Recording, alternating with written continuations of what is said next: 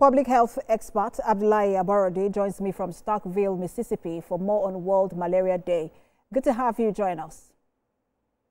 Yeah, thank you very much. I'm happy to join you on board. Yeah. Now, Nigeria has remained the country with the highest burden of malaria globally, and that's just despite numerous efforts. We can't begin to count how many insecticide-treated mosquito nets we have distributed. Why we're struggling to make significant progress?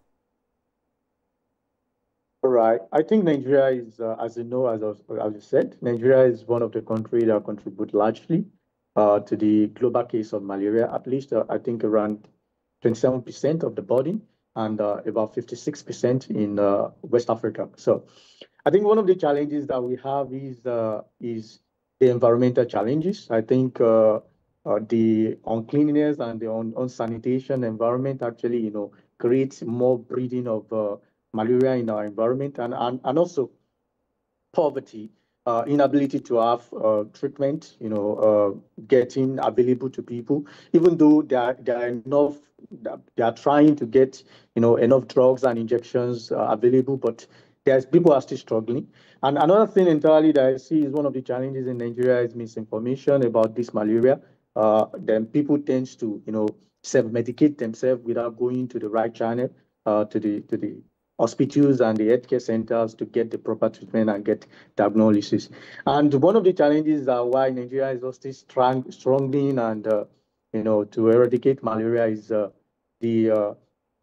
can say the inadequate surveillance, especially to areas that are full of the malaria disease infections, that there's full of endemic. Like example, in the northeastern part of the country, and some other parts that are very hard reached for people to actually go and give them the proper sanitations and the proper orientations and treatment. So people are really struggling to get that.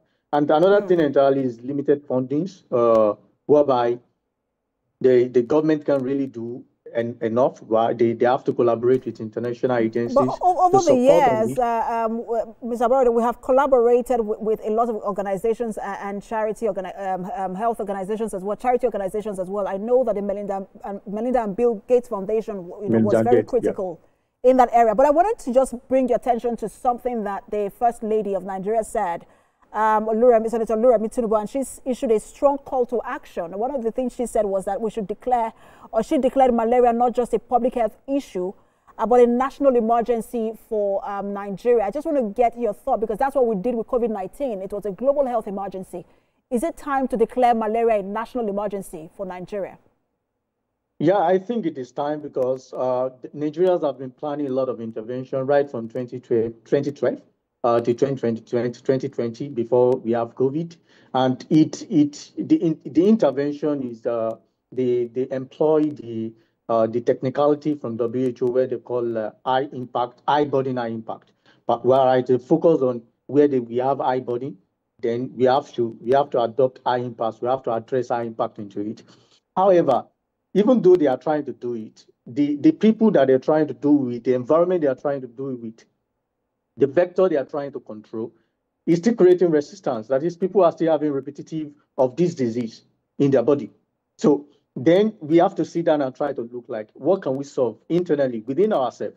We have this problem locally. We have this problem subnationally. How can we solve this problem? That is what we should be looking at. So this disease is a national endemic, that it has been a while, it has been there for a while. People have been treating malaria on yearly basis. And I can see from a report from WHO African that said that Nigeria contribute to about 194,000 deaths of malaria cases, I think around 2021. So which they have about 67 or 68 million reports of the cases that we have. So I think she is right on that. Yeah. Well, a lot of things you said. First of all, multi-sectoral approach, and then people self-medicating, that also has to be nipped in the bud. Thank you so much for your time. Public health expert Abdullahi Abarode. Thank you. You're welcome.